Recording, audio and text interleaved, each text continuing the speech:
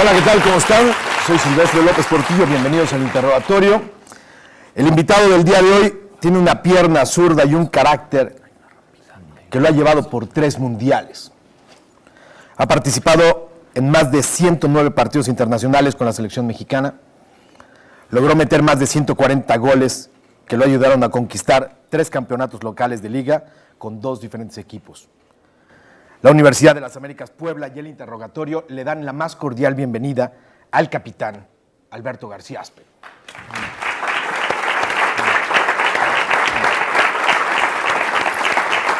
Sube usted. ¿Qué tal, Sergio? ¿Cómo estás? Pasa tú. Tienes agua. Bienvenido a tu casa. Siéntate. Gracias, gracias. Por Dios. Míralos. Hola, hola. ¿Verdad? Bueno, Beto, tenemos que empezar por el principio. Nombre completo. Alberto García Aspe Mena, ¿Dónde naciste? en Distrito Federal. ¿Quién fue tu padre o qué se dedica a tu padre? ¿Quién es tu Mi padre? padre es Silvano García Aspe, el contador público. Bueno, siempre estuvo en un despacho, Casa La Triste, fue socio ahí y todo. Y bueno, ¿qué te puedo decir de mi padre? El ejemplo a seguir de toda mi vida, ¿no? ¿Tu madre? Mi madre, Elvira Mena de García Aspe, y bueno, ama de casa, siempre al pendiente de sus hijos. Somos 5 hermanos y la verdad le dimos mucha lata a los 5, pero bueno, creo que a final de cuentas lo hicieron muy bien porque los 5, gracias a Dios, estamos muy bien. Cuéntame de tus 5 hermanos. ¿Quiénes son tus 5 hermanos? ¿Qué hacen? Mira, ¿Tú eres el mayor? Yo soy el cuarto, no, Oh. tengo 3 más grandes. Bueno, el más grande es Silvano, digo, es contador. El siguiente es Rafael, que es ingeniero civil, pero bueno, es más ahora de hacer casas, edificios. O sea, a final de cuentas, el otro es Alejandro, que es ingeniero químico, le va muy bien. Después vengo yo, y el último es Rodrigo, que también es contador y bueno, también ya es socio del despacho ahora, y todo le va muy bien. ¿Quién te regaló tu primera pelota? Tu ¿Quién primer me balón. regaló hijo? Pues yo creo que mis papás, pero la verdad no me acuerdo porque yo creo que desde el año ya tenía mi pelota. Ya, o sea, yo desde que nací, o sea, lo que dice mi madre es que vivía más con la pelota que con cualquier otra persona, ¿no? ¿Tú te acuerdas cómo conociste el fútbol? O sea, la primera vez que dijiste esto es fútbol. Sí me acuerdo. Mira, desde muy chico siempre me fascinó, te digo, y desde niño era siempre la pelota, pero para mí hubo en el fútbol un ídolo muy importante, fue Miguel Marín, en la época de Cruz Portero. Azul. A lo mejor los chavos ahorita ni Sí. se deben de acordar, ni deben de conocerlos mucho, pero bueno, Miguel Marín fue el arquero de Cruz Azul cuando fueron tricampeones y cuando fue la época maravillosa de Cruz Azul, y Miguel Marín era un arquero argentino que vino a México y que se convirtió en ídolo de muchísima gente, ¿no? El Superman. El Superman Marín, que en paz descanse. Así es. ¿Cómo entraste a las fuerzas básicas? ¿Cómo entré a las fuerzas básicas? Pues bueno, yo estudiaba en México, en el Colegio México, y ahí jugaba en la selección Interclubs y jugaba en el Centro Asturiano de México también, ahí en el equipo Sella. Y bueno, jugaba ahí y de ahí me visorearon y me invitaron a los Pumas, ¿no? Recuerdo que después de una gira que hicimos a Denver, donde goleamos a todos los equipos y pasamos, fuimos campeones, todo de ahí ya me invitaron a las fuerzas básicas, pero bueno, estaba en ese dilema como padre y todo, que muchas veces en nuestra época los papás no querían porque el que se iba al fútbol dejaba los estudios, ¿no? Entonces recuerdo que ahí platiqué muchísimo con mi papá y mi papá me apoyó en todo, pero ahora sí que lo único que me exigió fue que no podía dejar los estudios, ¿no? ¿Qué edad tenías cuando tuviste esa charla con tu papá? 15 años. 15 años. ¿Cómo combinaste el fútbol con la escuela? Pues con mucho sacrificio, pero... ¿Cómo te pero fue en la sí, escuela? No, la verdad que me fue bien, gracias a Dios. Me recibí al final y todo, de licenciado en Administración de Empresas y todo, pero sí es problema porque yo ya en prepa, yo ya era futbolista profesional. O sea, yo en tercero de prepa, me acuerdo que ya no pude ir a muchos exámenes porque estábamos en la liguilla y muchas cosas, ¿no? Entonces, pero siempre me exigí, me costó más a lo mejor en la universidad, porque era entrenar toda la mañana. A lo mejor en la época de hoy hubiera sido todavía más complicado con tantos torneos y viajes y todo, ¿no? En nuestra época a lo mejor no había tanto viaje y tanto estarte desplazando a todos lados, pero sí era muy desgastante porque pues, yo tenía que levantarme a las 8 de la mañana, irme al entrenamiento, llegaba 2 de la tarde, comía, y irte a la universidad de 4 a 10 de la noche. Entonces sí es complicado, pero como yo siempre lo he dicho y se lo digo a los jóvenes, con esfuerzo y con tus ilusiones todo se puede conseguir. Y es bien importante. Hoy agradezco el haber terminado porque hubo un lapso donde sí me volví loco y me acuerdo también de esa plática con mi padre que me dijo, ¿sabes qué? Porque ya había conseguido ciertas cosas. Mi papá ya vio que ya había conseguido ciertas cosas en el fútbol y me dijo, pues, si no puedes, deja la escuela ya. Le dije, no, yo quedé que la iba a acabar y la voy a acabar. Entonces acabé la universidad, pero ahora lo agradezco porque es después de que cuando te retiras te das cuenta lo importante fue haberte preparado, ¿no?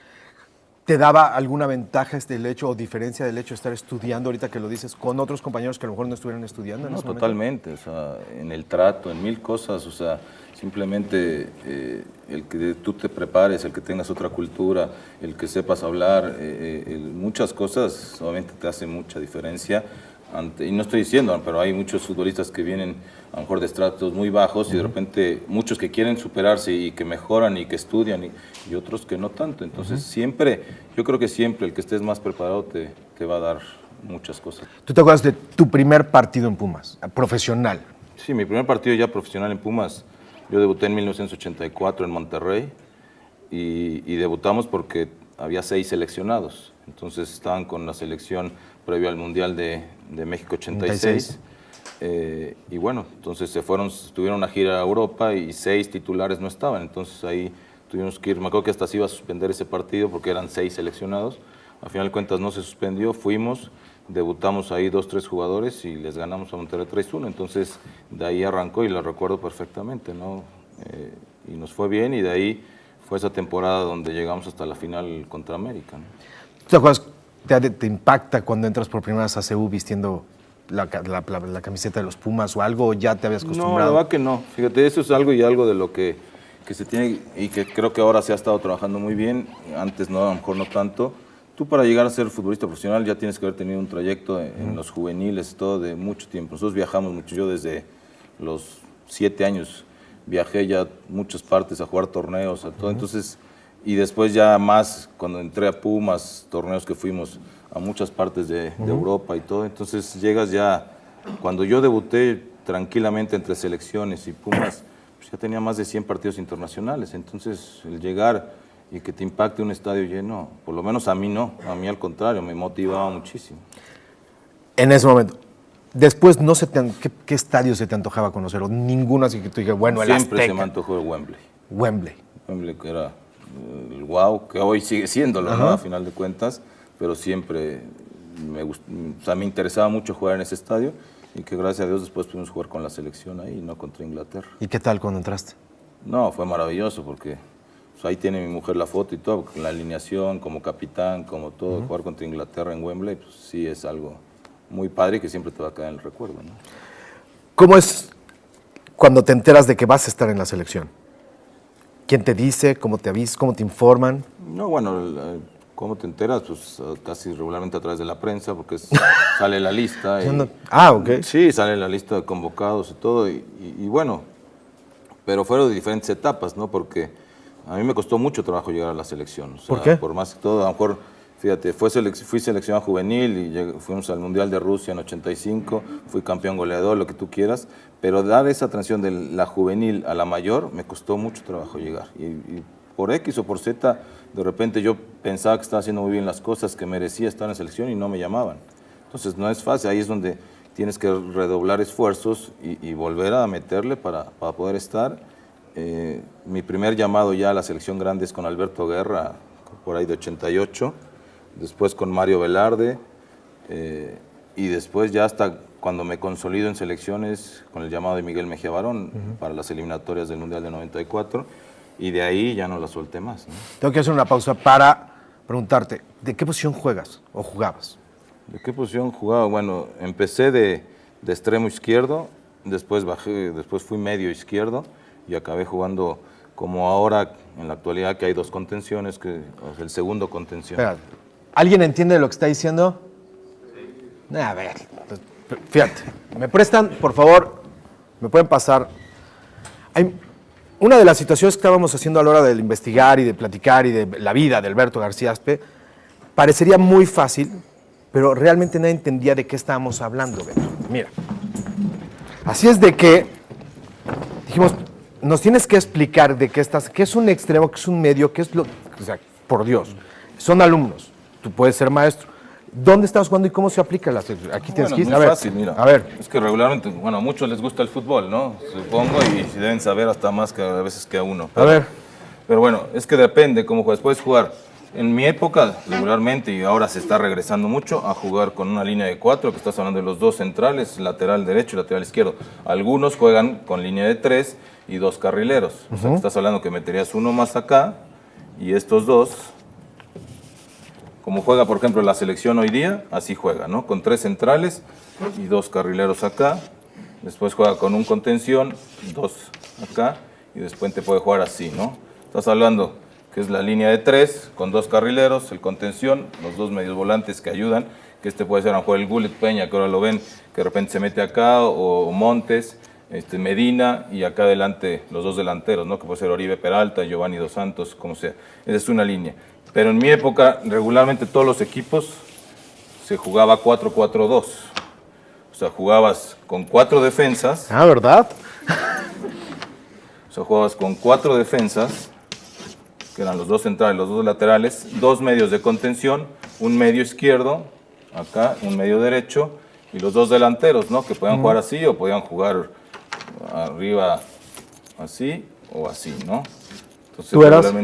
Y yo regularmente jugaba en esta posición. Eres zurdo, ¿no? Soy zurdo, aunque ya en mi última etapa, y eso fue por Manolo Lapuente, terminé jugando en esta posición. O sea, como un segundo contención, pero de aquí arrancaba y llegaba. A mí no, al inicio no lo aceptaba porque decía que iba a perder yo llegar a hacer goles, ¿no? A mí me encantaba hacer goles, llegar y pegarle fuera del área. Y con esa posición yo dije, pues no voy a volver a hacer goles, o sea, para llegar al área contraria. ¿Y cuál? Cuando agarré esta posición y la dominé, hice más goles que cuando jugaba en esta posición. ¿Qué tal? Ah, ¿verdad? ¿Alguien tiene alguna duda? ¿No? Ya veremos después en el examen. Beto, platícame cómo te fue entonces ya en general en Pumas. ¿Cómo fue tu paso por los Pumas? No, me fue muy bien, gracias a Dios. Te digo, ahí debuté. Pues la verdad que fue como tu universidad. O sea, ahí es donde te formaban y de ahí después ya ibas creciendo y salías. Cuando ya habías triunfado en Pumas, pues te tenían que vender y ya ibas a otros equipos a ganar más dinero, obviamente, económicamente mucho mejor, otros equipos que pagaban más, pero también a trascender ya de otra manera, pero porque ya habías triunfado en los Pumas, ¿no? Y yo ya en primera división jugué de 84-85 a 90-91 cuando fuimos campeones en la última final contra el América. Me tocó ese lapso de 3 finales contra el América, o sea que todo el mundo, y que donde empezó esa rivalidad que hoy es tan hablada entre Pumas y América, ¿no? Esa es una realidad. Me tocó la de 84-85, la de 87-88 y la de 90-91, las 3 finales. Y bueno, gracias a Dios la última la ganamos, porque dije, si no ganamos esta, no voy a ganar ninguna.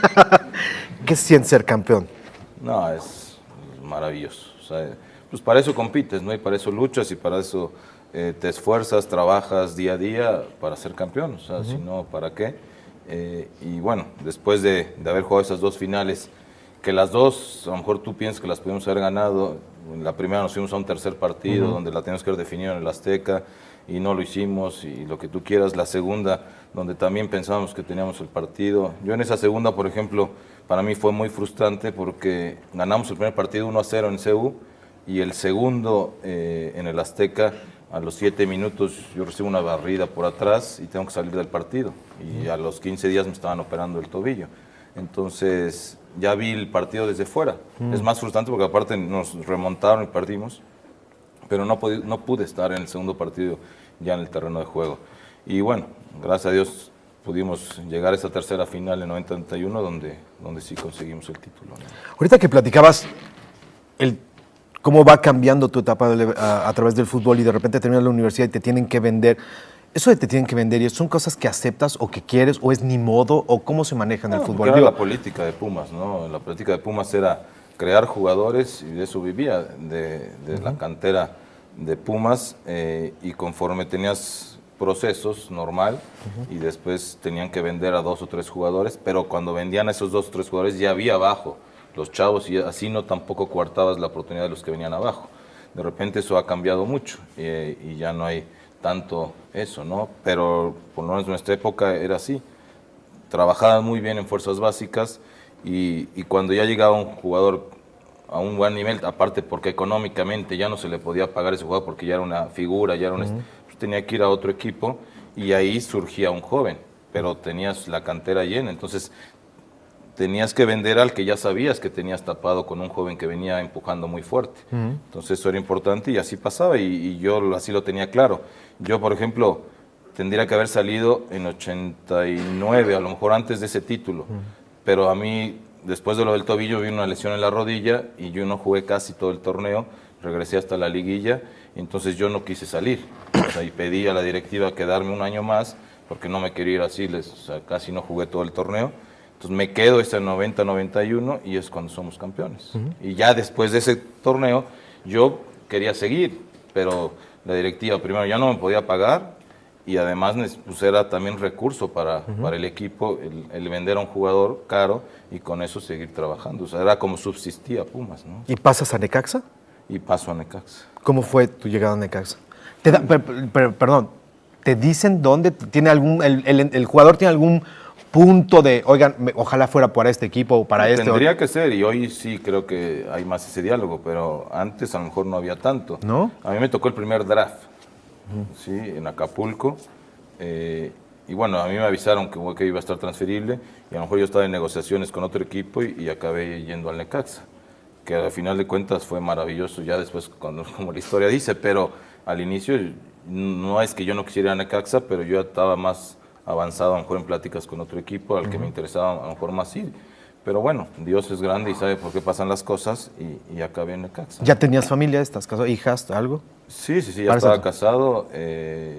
Fue esto, yo paso 90-91. No, todavía no tenía hijas. O sea, mi hija nace cuando la primera, la grande, la que estudia aquí en esta universidad, cuando estaba en Necaxa, cuando yo llego a Necaxa.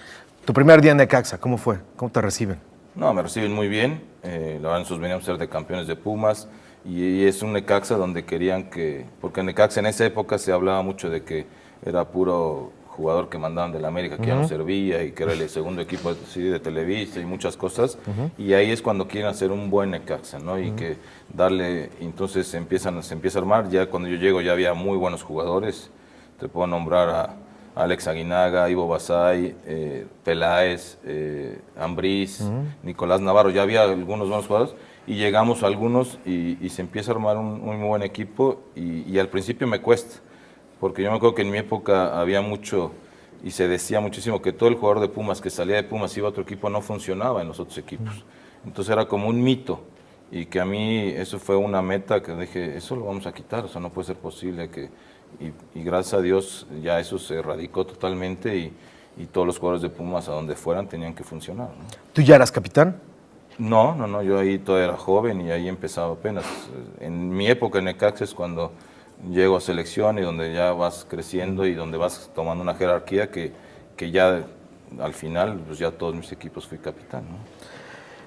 Te toca ahora sí un primer mundial. ¿Cómo es la nueva etapa, obviamente, en vías de un nuevo mundial contigo? Y de ahora te vuelven a hablar a la selección, haces los entrenamientos y ahora sí hay una vía de mundial. No dices, se vaya a meter ningún canchirú, no nos vaya a arruinar la segunda, ¿o qué? No, eso ya había pasado. Acá se da porque hubo una etapa muy interesante y que mucha gente debe recordar.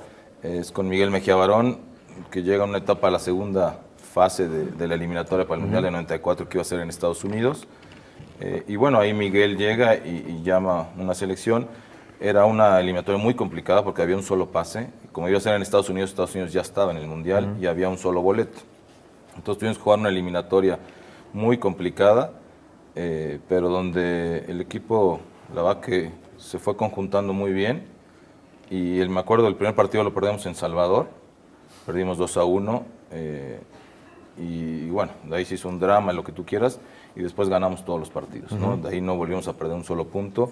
Hubo un partido clave en Honduras, donde, bueno, eso todo el mundo de fútbol se acuerda perfectamente porque nos trataron muy mal. Llegamos como si fuera una guerra. Ahí sí fuera todo lo que se habla de cómo te agreden en Centroamérica, lo que tú quieras, principalmente en las eliminatorias, porque pues, es una competencia deportiva muy importante.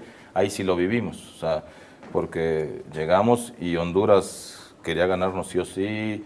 Me acuerdo perfectamente que los medios de comunicación también lo manejaron muy mal, porque a los chavos que tenían que ir a marchar les dijeron, no, ustedes no van a marchar el domingo tienen que ir al estadio porque ahí está la guerra y hay que dejar fuera a México.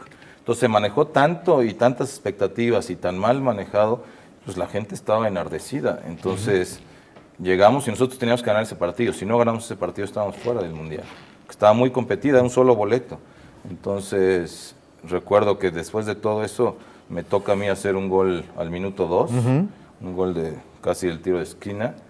Y bueno, fue un festejo y sacar todo eso de cómo nos habían tratado. En la noche nos habían llevado a molestar al hotel toda la noche, pero en una estrategia muy buena donde se enteró el técnico Miguel y todo, y nos cambiamos de hotel. Los que íbamos a iniciar el partido nos cambiaron todos en una carcachita en el sótano, salíamos a escondidas y nos llevaron a otro hotel y pudimos descansar perfecto. Y algunos se quedaron en el hotel haciendo la faramaya de que ya déjenos dormir y todo, y ahí se pasó la gente haciendo. Entonces llegó el día del partido y te digo, empieza ese partido que era complicado, pero al minuto 2 le hago el gol y de un estadio que estaba así, pum, se convirtió en un cementerio. O sea, la gente no volvió. De ahí hicimos el 1-0, al final Luis Flores hace el 2-0, en el segundo tiempo Luis García el 3-0, les ganamos 4-1. Y bueno, fue... ¿Y para salir del estadio? No, para salir del estadio tardamos 2 o 3 horas en poder salir.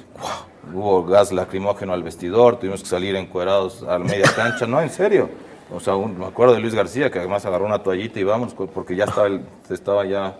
No, se armó un relajo y la gente y todo, hubo, no sé si muertos, gracias a Dios, pero los mexicanos que iban casi rompen. Si hubieran roto una puerta donde había muchos mexicanos que habían ido al estadio a ver el partido, y eso, quién sabe qué hubiera pasado, ¿no? Sí fue algo que lo tenías que haber vivido, ¿no? Porque hoy hablan de que nos tratan muy mal. Esa fue una etapa, sí, o sea, yo creo que de los partidos donde más difícil estuvo ese aspecto, ¿no? Me meto y aprovecho esa parte. ¿Tú cómo sientes entonces el público y los fans y las famosas porras y de todo rollo en el fútbol? No, mira, México siempre fue de porras, eso, no de barras como ahora es, ¿no? Que eso fue algo que se trajo de Argentina y que para mí no es lo más adecuado. O sea, la porra y en México, gracias a Dios, todavía puede ir la familia. A mí me tocó jugar en Argentina, donde después de un clásico hubo muertos. ¿Tú crees que todavía puedes así de voy a ir a ver un Pumas América con la familia y todavía llegas? ¿O depende, pues depende de tu ya no asiento? lo hace, porque le da miedo, exactamente, porque hemos llegado a eso. Ya hoy ya hay barras, o como ves, en todos los equipos casi. Y no hemos llegado al grado de Argentina, pero estamos en ese...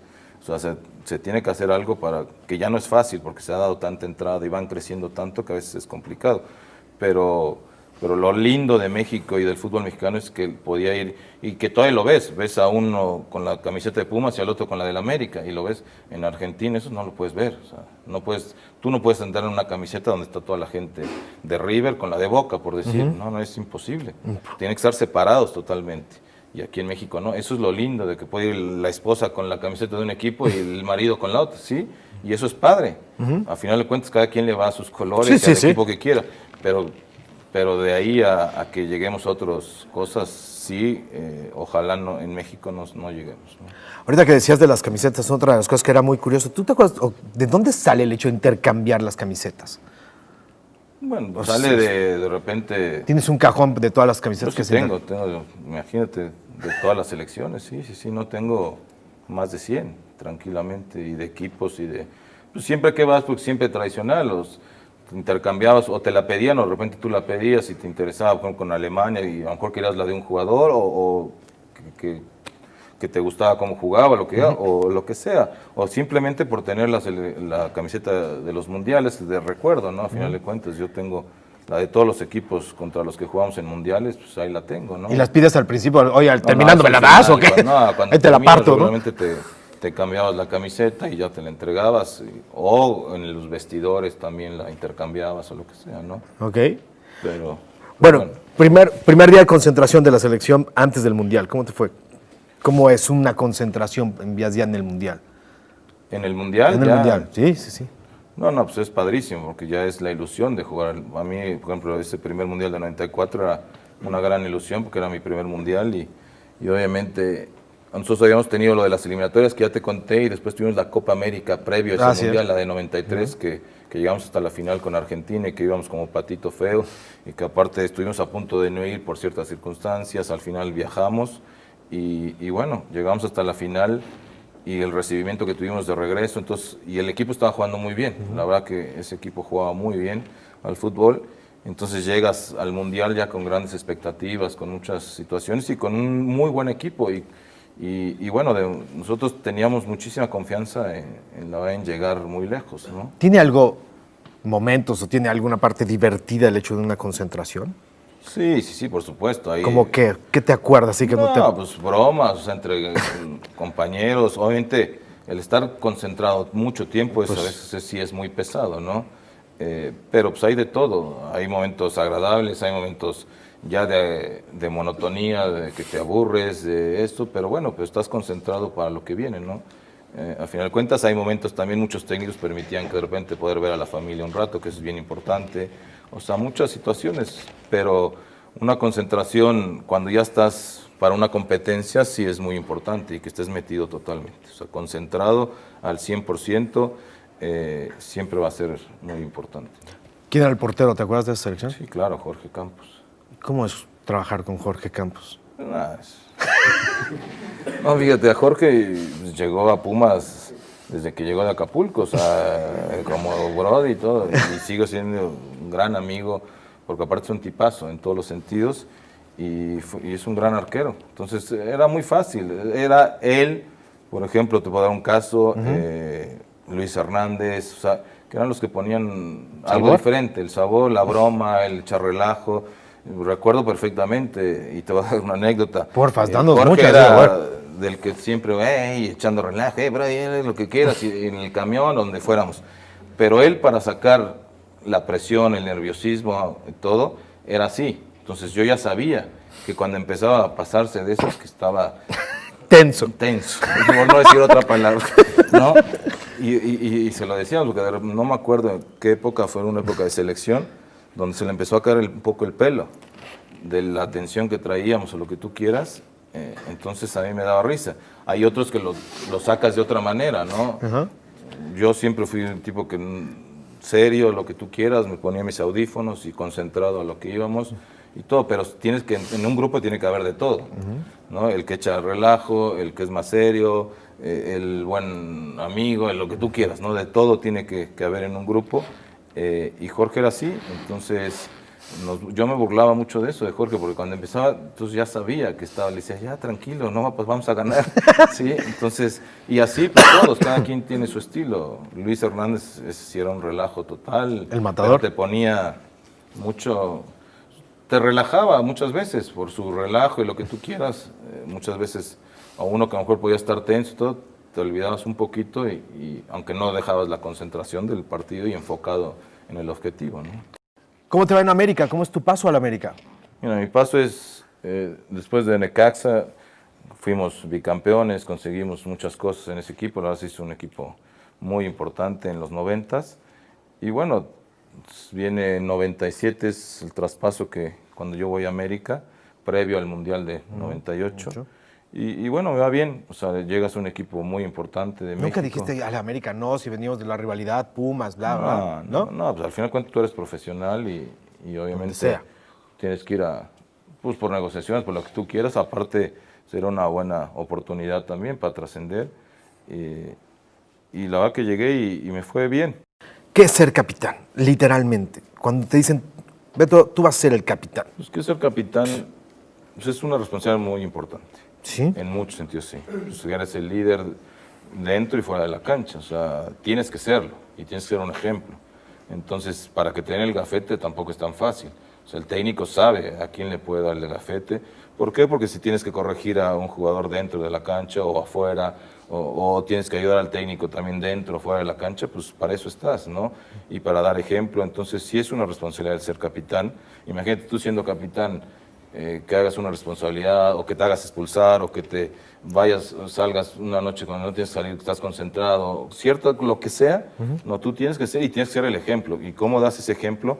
Pues día a día, o sea, en base, tienes que ser el primero en llegar, el último en irte, el trabajar, pero al 100, o sea, apoyar a algún jugador, muchas cosas, de repente hay cosas extra fútbol, o sea, saber si un compañero por qué anda mal, pues a lo mejor porque el hijo está enfermo, o sea, eso la gente no lo ve, pero tú estando ahí y todo, pues tienes que saber y cómo lo apoyas, Y eso también se lo puedes transmitir al técnico, entonces el técnico ya va y ayuda. O sea, el líder es el capitán y el técnico. O sea aparte de, no solo de repente en equipos hay un solo líder, de repente en equipos hay varios líderes. A mí me tocó en selección y en equipos donde había muchos líderes. A lo mejor tú traías el gafete, pero tenías al lado compañeros que sabías que confiabas en ellos al 100 y que también eran líderes en todos los sentidos, ¿no?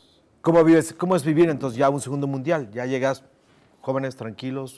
No, ya llegas con más experiencia, a lo mejor no llegas con esa ansiedad del primero. Yo te puedo decir, en el primero, cuando jugamos contra Italia, no dormí toda la noche.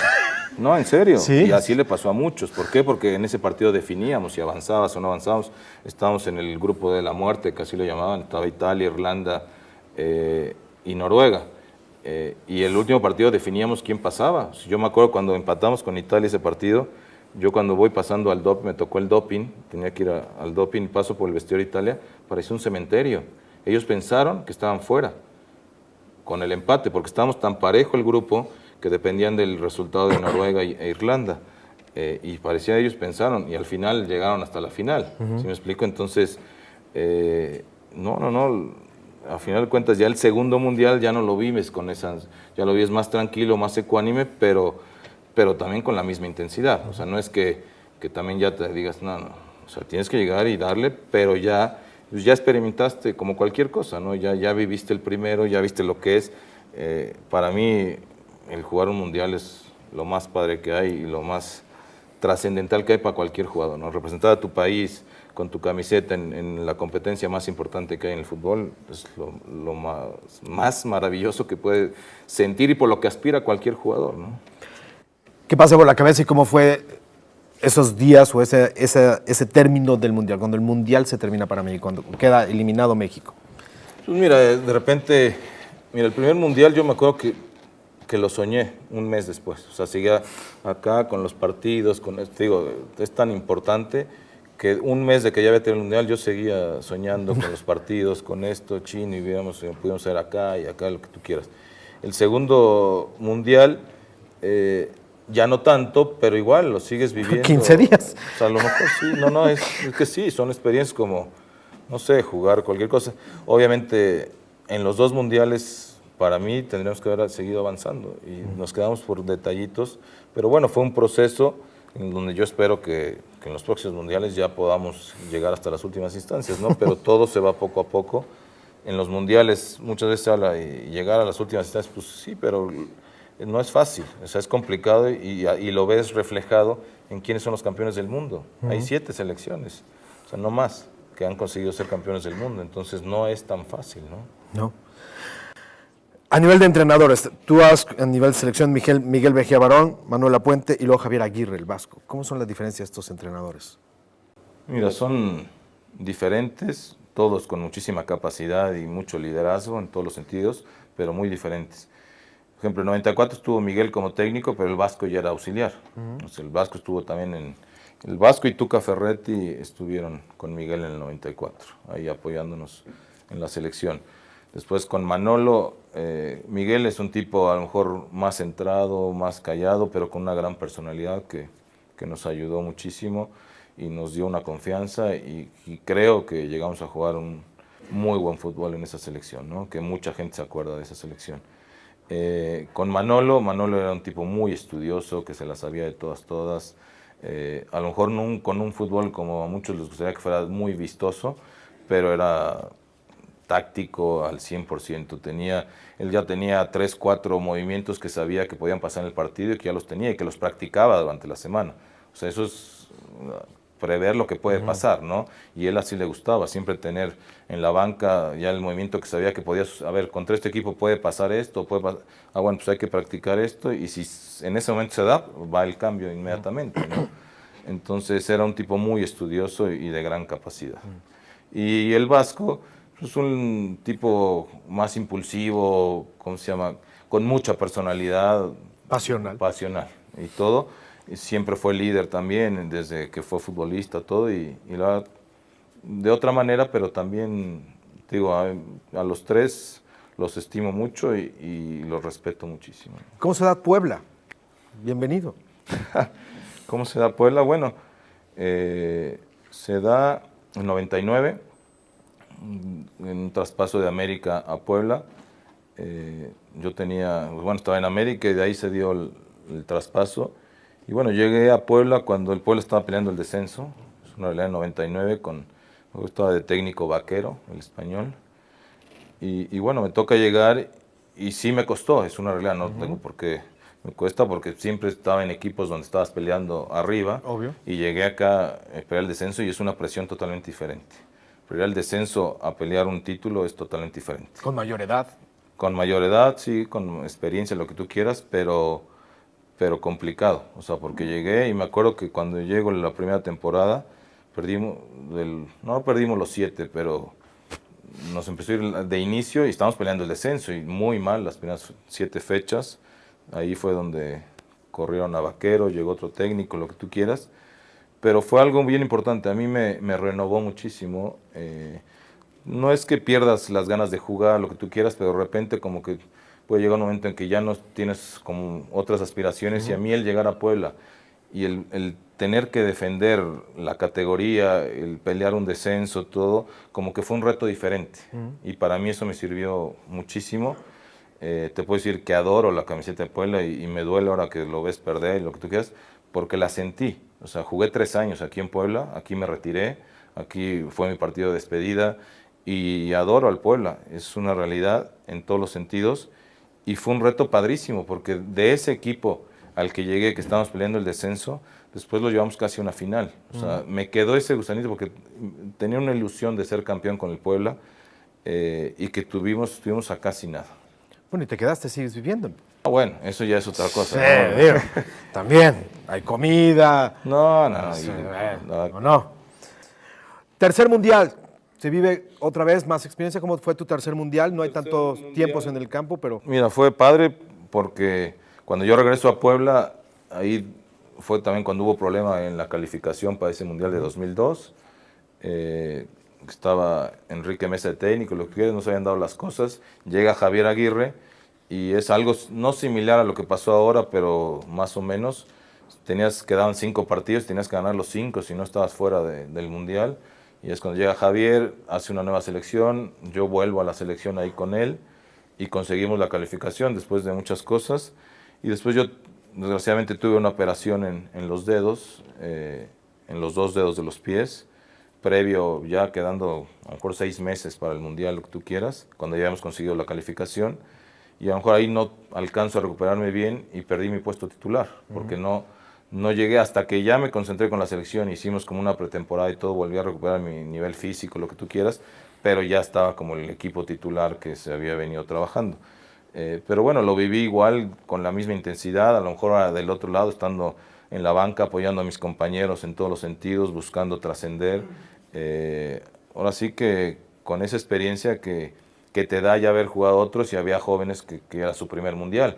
Entonces ahí es donde esa experiencia tienes que aprovecharla para tus compañeros, ¿no? Y fue cuando lo vives de otra manera, pero con la misma intensidad. ¿Te acuerdas de tu último partido? ¿La última vez que usaste la verde? Sí, fue ahí en ese mundial. Y ahí terminamos. Beto, me despido con estas preguntas rápidas para dejarte con los chavos. ¿Cuál es tu mayor vicio? Mi mayor vicio. Hoy día jugar golf. ¿Qué es México para ti? Es mi país que adoro y que siempre voy a estar agradecido de haber nacido acá. ¿Quién es el mejor futbolista de la historia? Para mí, es polémica, pero bueno, para mí que me tocó jugar contra el Maradona. Si pudieras vivir en cualquier otra época, ¿cuál sería? Me hubiera gustado vivir en la época de mis padres. ¿Qué te hace llorar? ¿Qué me hace llorar? Pues de repente la corrupción es algo que no tolero y no es que me haga, pero es una frustración y no me gusta nada. Si pudieras hablar con alguien que ya falleció, ¿con quién sería? Con mi suegro que ya falleció, que tuve una gran relación, me encantaría. Me dio muy buenos consejos. Si tuvieras o pudieras escribir tu epitafio en este momento, ¿qué diría el epitafio de Beto Garciaspe? Híjole, pues es una gente honesta y recta y frontal al 100%. Así me ha gustado ser. Siempre que me ha creado problemas, sí, pero es una persona de esa manera, ¿no? Beto García Espejones. Venga.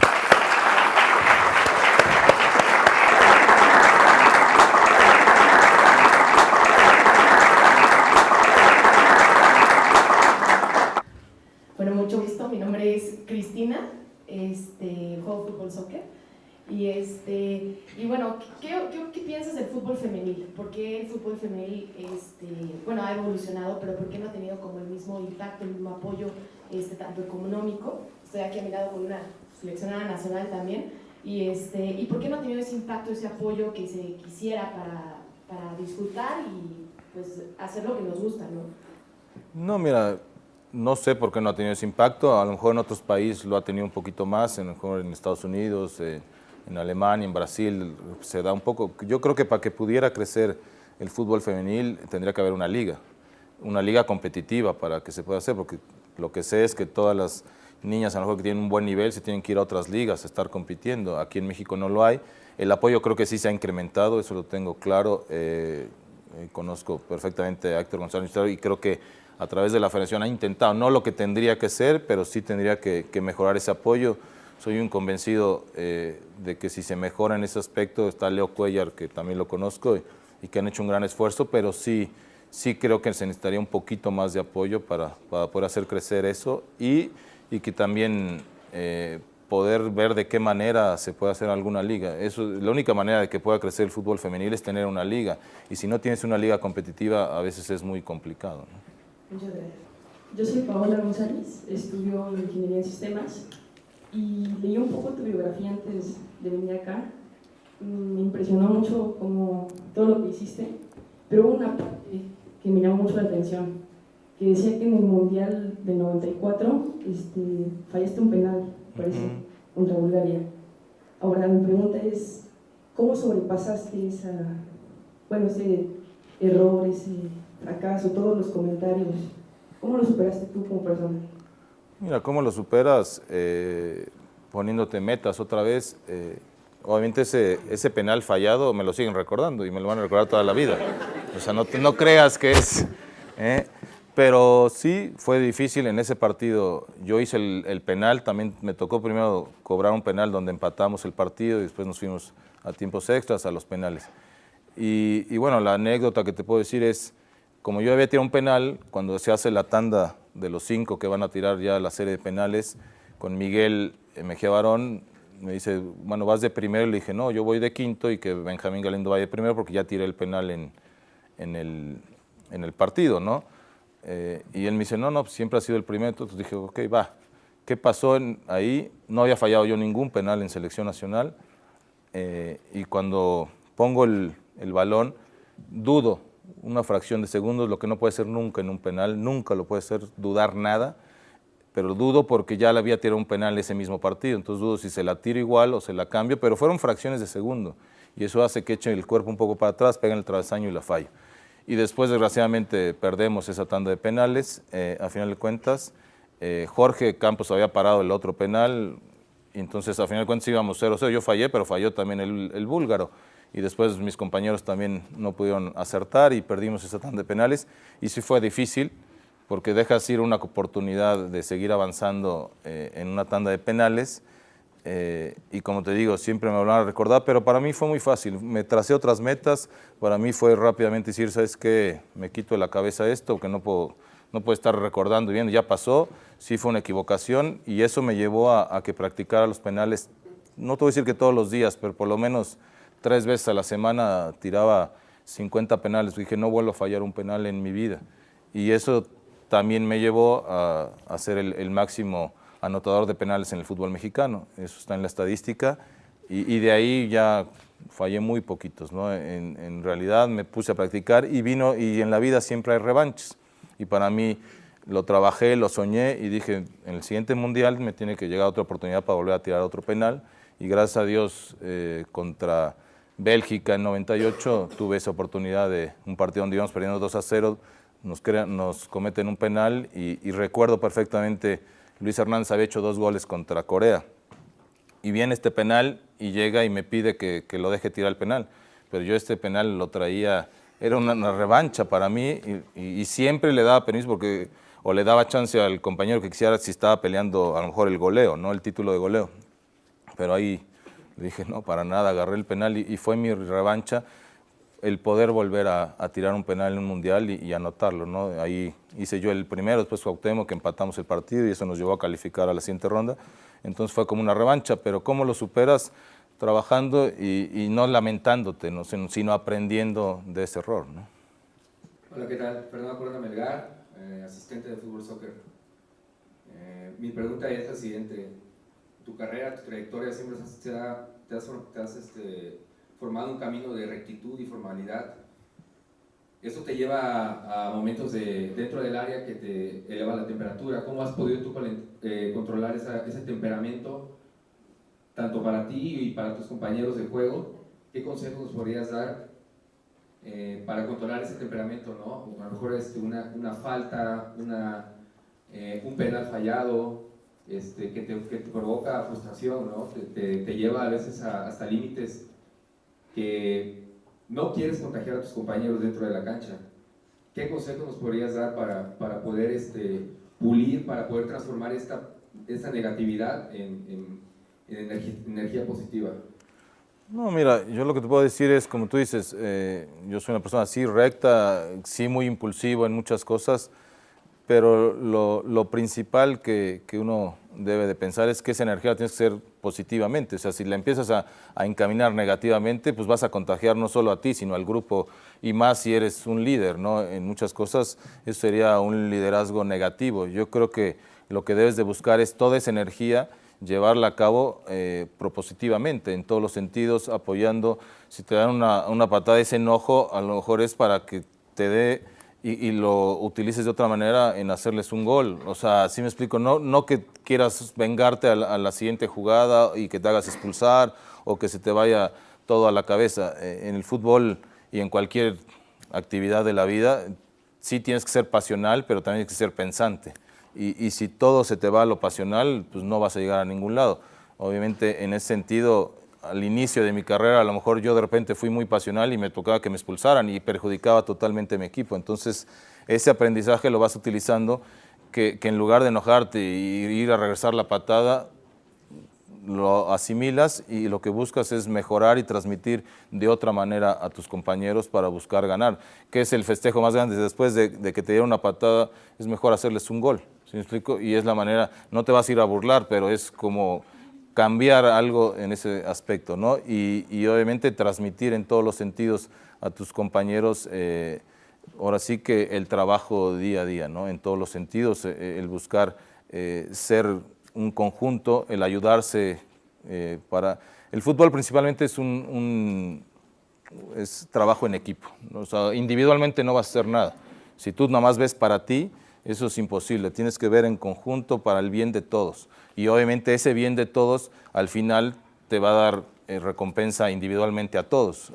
Si así lo ves y si así lo transmites, el que un conjunto trabajen bien y que todos se ayuden y se apoyen, cada quien con sus características y con sus virtudes, te va a llevar a que al final lleguen recompensas individuales. Así, cuando yo me di cuenta de eso en el fútbol, fue cuando empezaste a trabajar y después me llegó la recompensa de ir a la selección, de jugar. Pero si tú lo ves todo para mí, no, eso es importantísimo, que veas en conjunto los bienes, o sea, que aproveches tus virtudes y cualidades para dárselas al equipo. O sea, porque no es un deporte individual como puede ser el tenis, como puede ser otros deportes. Este es un deporte de conjunto y tienes que, ahora sí que poner en medio a todo el conjunto tus virtudes y cualidades y hacerlas a muerte y siempre en apoyo. Y eso te va a llevar pues a todas las demás recompensas, ¿no? Muchas gracias. ¿Qué tal, Beto? Soy Alejandro Briones y mi pregunta es la siguiente. Ya que lo viviste como jugador y como directivo de Pumas, ¿cuál crees que es el factor principal o el problema principal que se está manejando ahorita en el fútbol mexicano del por qué el jugador mexicano no puede destacar fuera de México o es muy conformista al quedarse aquí? ¿Falta de apoyo, convicción, capacidad? ¿No hay suficiente talento? ¿Qué es lo que crees que nos hace falta? No, yo creo que sí hay mucho talento y no hay conformismo. Hay muchos jugadores que se quieren ir y que de repente, bueno, lo ves en selecciones, hemos sido campeones del mundo ya en selección infantil, en los Juegos Olímpicos. Lo que falta es a lo mejor trascender en en los mundiales grandes, ¿no? Que ya es más complicado porque ahí están todas las figuras de todo el mundo y ya es otro nivel, ¿no? A final de cuentas. Pero yo no creo que haya conformismo en lo más mínimo, al contrario.